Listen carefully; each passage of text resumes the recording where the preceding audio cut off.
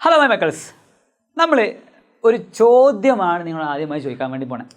നമ്മൾ എന്ന് കുടിക്കുന്ന നമുക്ക് എല്ലാവർക്കും പരിചയമുള്ള നമ്മുടെ സ്വന്തം വെള്ളം, വാട്ടർ, അതിന് ഷേപ്പ് ഉണ്ടോ എന്നുള്ള ക്വസ്റ്റ്യൻ, അതിന് ആകൃതി ഉണ്ടോ എന്നുള്ള ക്വസ്റ്റ്യൻ. അപ്പോൾ സാറേ ക്വസ്റ്റ്യൻ ഒന്നുകൂടി വ്യക്തമാക്കാം. ഇതാണ് എൻ്റെ ഫോണ്. ഈ ഫോണിൻ്റെ ആകൃതി എന്താ വെച്ചാൽ മക്കൾ നമുക്ക് പറയാം ചതുരാകൃതിയാണ് അല്ലേ. ഇതിന് ഡെഫിനിറ്റായ ഷേപ്പ് ഉണ്ട്, ഒരു വ്യക്തമായ ആകൃതി ഉണ്ട്. കണ്ടോ, ഇതെന്താ ഒരു പെൻസിൽ പോലെ അല്ലെങ്കിൽ ഒരു പേനയാണ് നമുക്ക് പറയാം അല്ലേ. നമ്മൾ ബോർഡിൽ എഴുതാൻ വേണ്ടി ഉപയോഗിക്കുന്ന പേനയാണ്. സോ ഇതിനെന്തുണ്ട്, ഒരു നീളത്തിൽ ഒരു ലീനിയറായിട്ട് ഒരു ഷേപ്പ് ഉണ്ട് അല്ലേ. ഇത് വളഞ്ഞല്ല, ഒരു സ്ട്രെയിറ്റ് ആയിട്ട് ഷേപ്പ് ഉണ്ട് നമുക്കറിയാം. അങ്ങനെ എൻ്റെ മുമ്പിലുള്ള റിമോട്ട് ആയിക്കോട്ടെ, പിന്നെന്താ ഉള്ളത്, യെസ് വേറെ കണ്ണടയുണ്ട്, എന്തോ ആയിക്കോട്ടെ, എല്ലാത്തിനും ഷേപ്പ് ഉണ്ട്.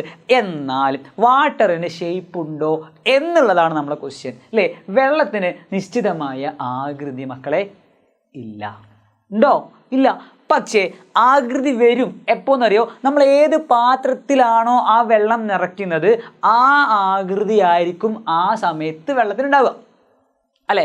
ഫോർ എക്സാമ്പിൾ, നമ്മൾ നീളത്തിലുള്ളൊരു കുപ്പിയിലാണ് വെള്ളം നിറച്ചതെങ്കിൽ ആ വെള്ളത്തിൻ്റെ ആകൃതി നീളത്തിലായിരിക്കും. ഇനി പരന്നിട്ടുള്ള വളരെ പരന്ന് ഫ്ലാറ്റ് ആയിട്ടുള്ളൊരു പാത്രത്തിലാണ് വെള്ളം നിറച്ചതെങ്കിലോ അപ്പോൾ വെള്ളത്തിൻ്റെ ഷേപ്പ് എന്തായിരിക്കും? പരന്ന ഷേപ്പായിരിക്കും. ഇനി കൂജ അല്ലേ, ഒരു കൂജ ഷേപ്പിലാണെങ്കിൽ, നമ്മൾ കൂജയിലാണ് വെള്ളം നിറച്ചതെങ്കിൽ നമുക്ക് പറയാം ആ വെള്ളത്തിൻ്റെ ഷേപ്പ് കൂജ പോലെയായിരിക്കും. മക്കൾ മനസ്സിലാക്കി വെച്ചോളാം. അപ്പം നമുക്ക് വീണ്ടും പറയാം, വെള്ളത്തിന് നിശ്ചിതമായ ഒരു ഡെഫിനിറ്റ് ആയിട്ടുള്ള ഷേപ്പ് നഹി ഹേ, ആകൃതി ഇല്ല.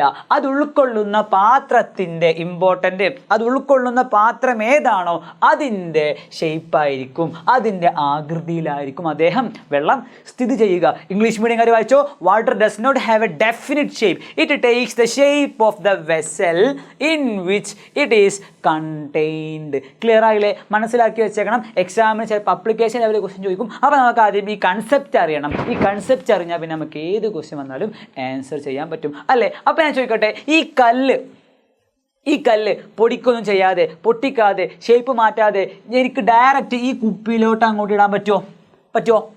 Never ever. എന്താ കാരണം? കുപ്പിയുടെ വായ് വട്ടം, കുപ്പിയുടെ വായയുടെ സൈസ് കുറവാണ്, പക്ഷേ കല്ലിൻ്റെ സൈസ് അതിനേക്കാൾ വലുതാണ്. മക്കളെ മനസ്സിലായില്ലേ? സോ കല്ലിൻ്റെ സൈസ് വലുതായത് കൊണ്ട് തന്നെ, കല്ലിന് ഡെഫിനിറ്റ് ആയിട്ടുള്ള ഷേപ്പ് ഉണ്ടായതുകൊണ്ട്, നിശ്ചിതമായ ആകൃതി ഉണ്ടായതുകൊണ്ട് നമുക്ക് പറയാം ഈ കല്ലിനെ എനിക്ക് ഡയറക്റ്റ് ഇതിലേക്ക് ഇടാൻ പറ്റില്ല. വേണമെങ്കിൽ പൊടിച്ച് ചെറുതാക്കിയിട്ട് വേണമെങ്കിൽ ഇടാം.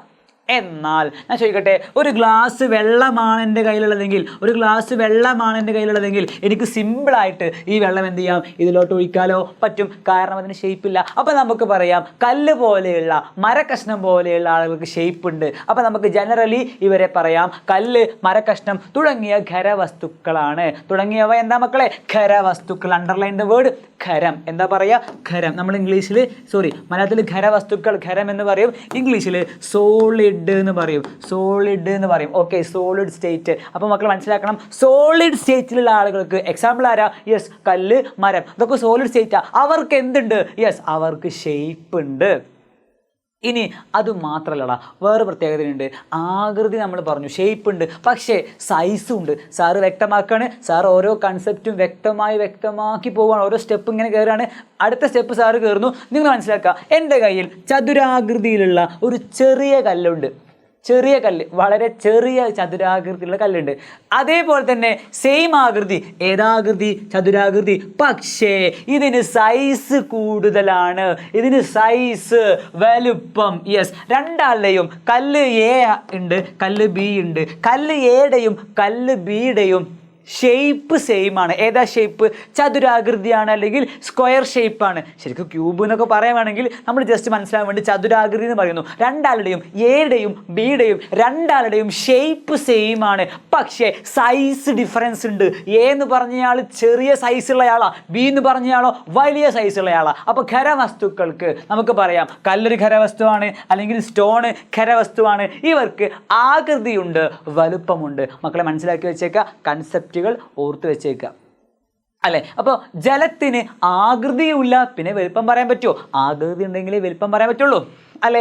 ക്ലിയർ ആയോ? മനസ്സിലായില്ലേ? ഇനി 1-2 കൺസെപ്റ്റ് കൂടെ നമുക്ക് വേഗത്തിൽ പറഞ്ഞു പോകാം. എല്ലാ ഒബ്ജക്റ്റും, ഏത് ഒബ്ജക്റ്റ് ആയിക്കോട്ടെ, ലിക്വിഡ്, സോളിഡ്, ഗ്യാസ്, ജലം, കെറോസിൻ, മണ്ണെണ്ണ, കല്ല്, മരം, എന്തോ ആയിക്കോട്ടെ, ഏത് ഒബ്ജക്റ്റ് നമ്മൾ കാണുന്ന ഏത് ഒബ്ജക്റ്റ് ആയിക്കോട്ടെ, അവർക്ക് സ്ഥിതി ചെയ്യാൻ സ്ഥലം ആവശ്യമാണ്. മക്കളെ, ഒക്യുപ്പൈ സ്പേസ് ക്ലിയർ അല്ലേ? നമ്മൾ നിറഞ്ഞു നിൽക്കുന്ന ഒരു ബക്കറ്റിലേക്ക് ഒരു ചെറിയ കല്ലിട്ടാൽ പോലും കുറച്ച് വെള്ളം എന്ത് ചെയ്യും, പുറത്തേക്ക് പോകും. കാരണം ആ കല്ലിന് നിൽക്കാൻ സ്ഥലം അത്യാവശ്യമായതുകൊണ്ട്. ക്ലിയർ ആണ്? സോ ഏത് ഒബ്ജക്റ്റിനും നിൽക്കാൻ സ്ഥലം ആവശ്യമാണ്. മാത്രമല്ല എല്ലാ വസ്തുക്കൾക്കും ഭാരമുണ്ട്. അത് വാതകമാണെങ്കിലും നമ്മൾ ശ്വസിക്കുന്ന എയർ ആണെങ്കിലും അവർക്കും എന്താവശ്യമുണ്ട്, നിൽക്കാൻ സ്ഥലം ആവശ്യമുണ്ട്. നമുക്ക് തോന്നും എയർ അല്ലേ, എയറിന് എവിടെ വേണമെങ്കിലും നിൽക്കാൻ നമുക്ക് തോന്നും. പക്ഷേ ഏത് ഒബ്ജക്റ്റ് ആണെങ്കിലും അവർക്ക് സ്ഥിതി ചെയ്യാൻ സ്ഥലം ആവശ്യമുണ്ട്. മക്കളെ, നമ്മൾ കുറേ കൺസെപ്റ്റ് വളരെ ചെറിയ വീഡിയോയിൽ ഡിസ്കസ് ചെയ്തിട്ടുണ്ട്. സോ ഓർത്ത് വെച്ചേക്കുക,